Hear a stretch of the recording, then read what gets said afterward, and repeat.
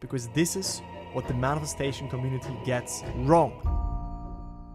Do you feel that the universe is testing you? Do you feel life is testing you? You intend for a desire, but the opposite is showing up. There's no movement, there's no progress, and you feel kind of like stuck, and it feels like life is testing you. This is a crucial point. In this video, by the way, I will not just tell you to, just persist, just continue to keep envisioning and keep, let's just say, staying in your desired state. No, there is more to that. And this is a very important topic, because this is what the manifestation community gets wrong.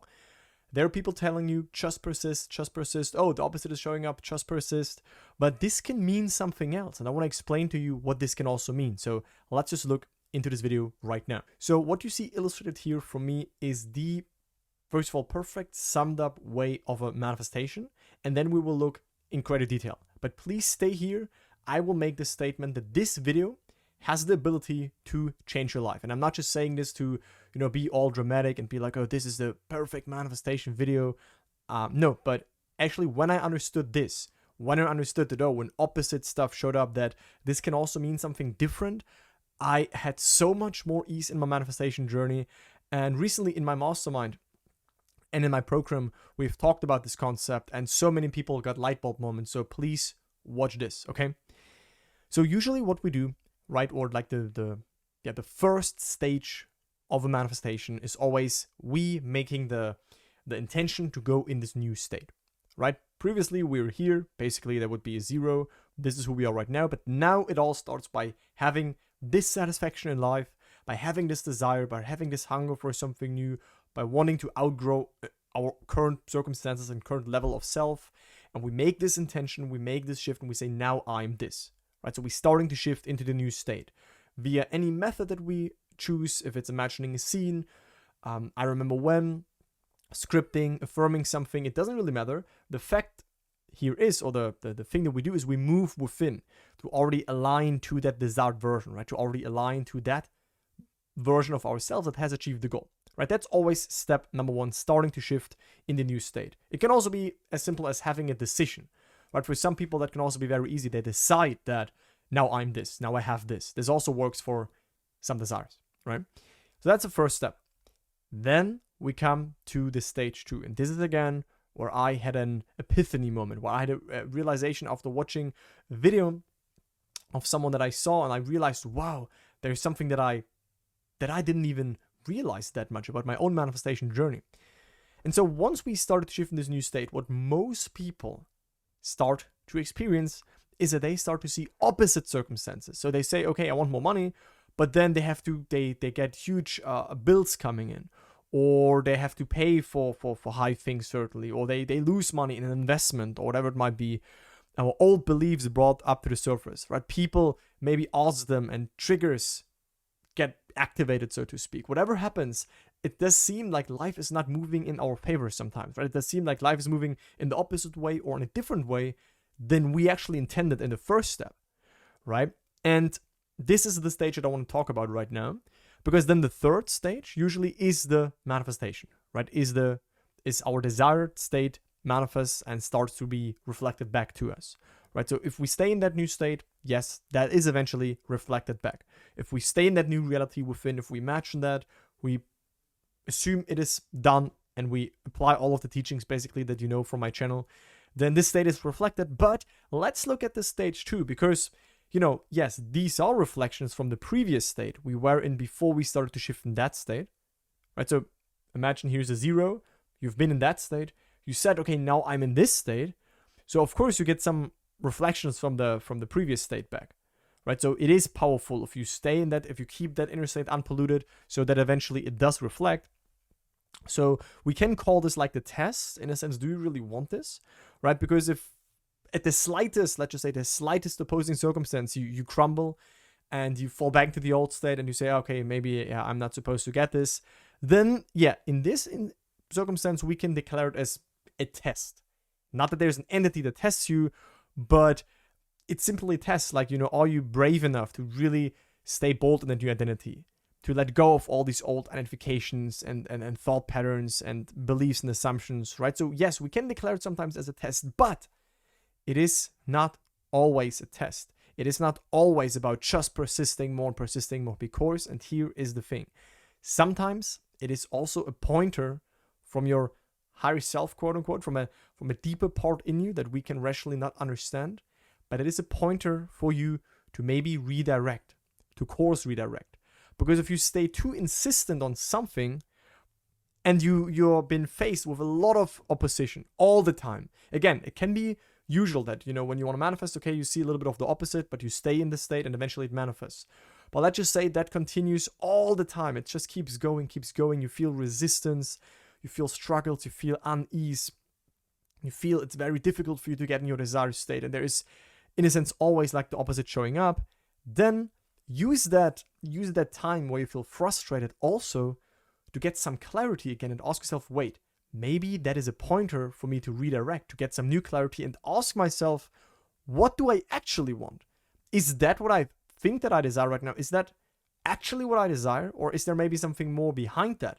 And because of my insistency of, no, this is this, it's this, I'm meeting a lot of resistance. And then I use this time of nothing happening, of feeling dissatisfied. I use this time and ask, wait, what do I actually want? Is this maybe a pointer? And then I course direct, so to speak. I redirect, I pick something that I want actually, and then it's working smoothly.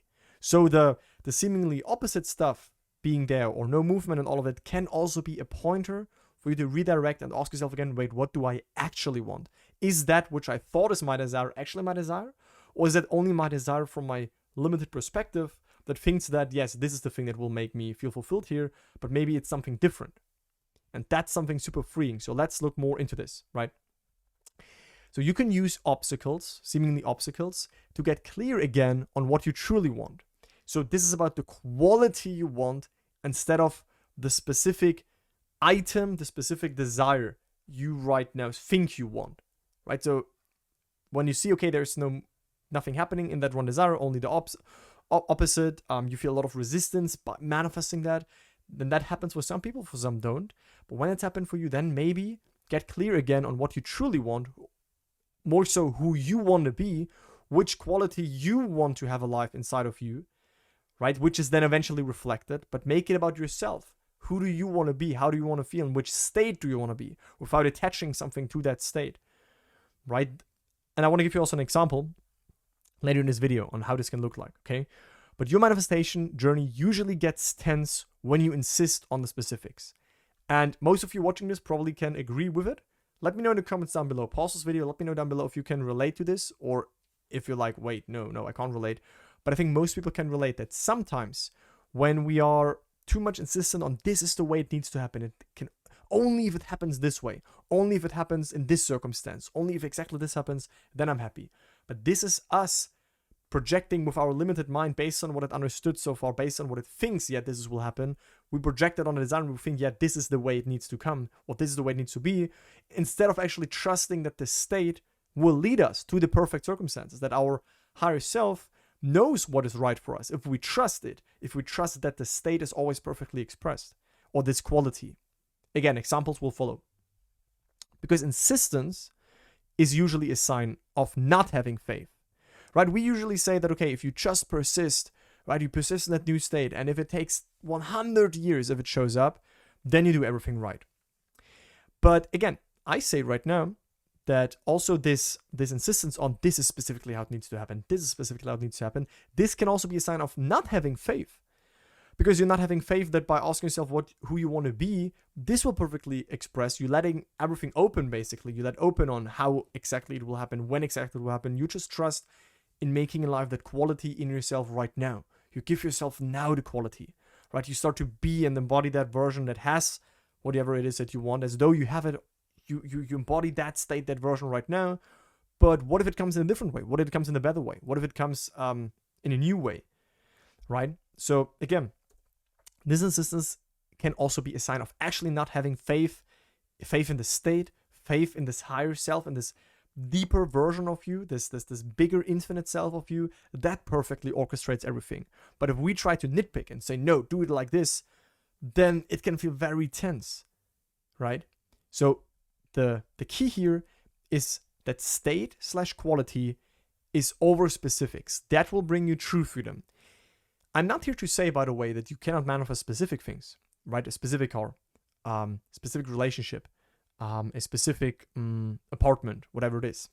But again, you have to see if you're met with too much resistance for too long time, then maybe use that to gain clarity, like I said here, and ask, wait, who do I want to be? Because then it can be easier, right? You're not leaving opportunities out here. It doesn't mean that then this thing that you thought it would be, the desire that should manifest, no longer comes. It can still come, but you're just opening up to more possibilities by being more in the quality, by being more in the state itself, by embodying more that that quality of being, that state of being already that person that is financially abundant. Again, some examples come in just a second. That is true freedom. That is when you really awaken to your power. That is when you really become non-attached. You become non-attached. You don't care how it comes, because eventually, what does it help you if that specific thing comes that's in that specific way that you say it should come, but then you don't feel the quality, then you don't feel the relief, then you are still always worried on, if that thing slips again, because you still haven't acquired that quality, that state of being a person that is happily partnered, that is financially stable, that is healthy, but you attach it to something specific, right? I know it's a harsh truth. Some people don't want to hear that, because we're still in a limited mind wanting to control everything. But this control of this is how it needs to happen, this can sometimes also get us entangled and can make the manifestation journey very, very, very overwhelming. Because one thing that you need to understand is that your mind, your rational understanding, right, is a result of your current state. That means that your mind can't see a way that you can be what you want to be. What if right now you never made a certain amount of money? If right now you always, never felt really vital or fit, or right now you're not in a partnership, then your mind has no reason to believe that it's possible, and your mind will not be able to figure out that right way, because your mind is limited to what right now is. Your mind is limited to your current state, right? So your mind cannot then have thoughts of, oh yeah, this and this and this. If you would exactly know what to do, you would already do it. But it's a sign in of itself that you don't know which actions to take, that you don't know how your manifestation will come, because your mind can't know it. I don't know if I imagined holding the car keys of the car that I wanted to manifest, how exactly I will get it, which exactly deal and circumstance and what exactly will unfold so that I end up having that. If I would knew, then I would not have needed to imagine consciously. But because I didn't knew, I had the worries, how will it come, when will it manifest, will I be able to manifest it? I went to the end. I imagined having my desire already, and then the bridge started to unfold in a way that I couldn't orchestrate. It was orchestrated for me because I had faith. I went to that end, right? So never think that you need to know the way. You can't know the way. It's normal if you can't know the way of a manifestation, but it's also usually very normal if you can't know the details and the specifics, because we don't know that from our current level of consciousness. So here are 3 reasons that I summarized on why you should leave the specifics out. If you're brave enough, if you're bold enough, if you're spiritual, mature enough, then you will find freedom in that, right? I'm not limiting you. You can also stay on specific things, but then don't vent and be like, yeah, but why isn't that specific manifesting? Or why isn't it so difficult? Or why so much emotions coming up? Or why am I struggling? Why is the opposite happening? You chose that specific thing. It's never about something on the outside. It's always about when that thing is there, who are you then? In which state are you then? Because if you get that specific thing, you get that lottery win, for example, but you still feel miserable, you still feel like finances are difficult, then you have the lottery win in front of you, you have the money, cool, but you won't be able to obtain it, you won't be able to hold it. So therefore, it's way better if you focus on the state of being a financially abundant person. So that is one example, right? If you want the money and you think, it has to come through the lottery win, instead of just trusting that by going in the state of having more than enough finances, that maybe you have a business idea, maybe you do something different, right? So here are 3 reasons why you should leave the specifics out. First, you usually don't know the specifics to how, you usually only know the desired end. Right? You don't even know exactly how it will be. When I started with Upgrade Your Life, I didn't know exactly what I would do, what I would offer, what I would do, if I would do YouTube, if I would do Instagram, I had no idea. But I knew my desired end. I knew who I wanted to be. I knew what I wanted, which qualities I wanted to experience in my life. So I started to make them alive inside of me, and then the bridge started to unfold and bring me to where I am right now. Right? So we sometimes don't even know the how. If we would know the how, then we would not even watch these manifestation videos. These manifestation videos, we watch them because we don't know how we can get X, Y, and Z. How it is possible for us to now get healthy, to now get the partner, to now be in the partnership, to now have more finances, to now have a successful business. If we would know, we would just go for it and do it. But because we don't, that is why we should go to the end, right? And then let that end state lead us. So the second reason on why it is very helpful to leave out the specifics is you stop overthinking, right? When you have faith that your higher self knows the best way for you, you stop overthinking. If you add a lot of specifics to it, like it needs to come like this way, this way, this way, and this needs to be so, and this needs to be so, then your mind is always analyzing, okay, is there already proof? And what about this? And is it coming like that? Oh, I wanted it to come differently.